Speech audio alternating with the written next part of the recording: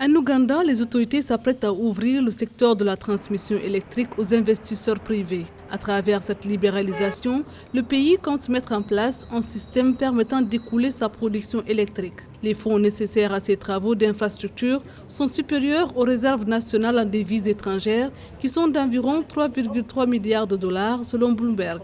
Le gouvernement explore actuellement la possibilité d'ouvrir la transmission électrique à l'investissement privé. Nous avons plusieurs centrales en cours de développement et nous avons besoin de nous assurer qu'il y a assez d'infrastructures électriques pour acheminer cette énergie vers le consommateur. Le gouvernement a en effet procédé à la privatisation partielle de ces deux segments au début des années 2000.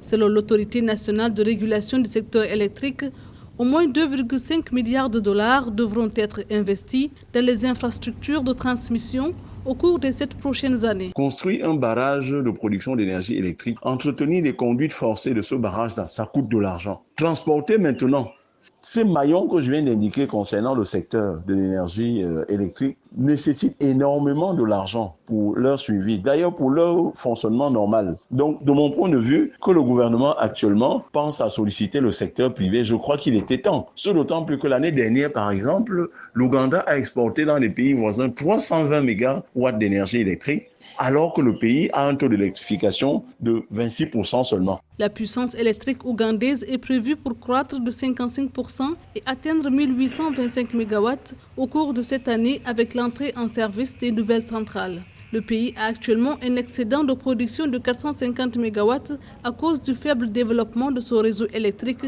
et du coût élevé de l'électricité.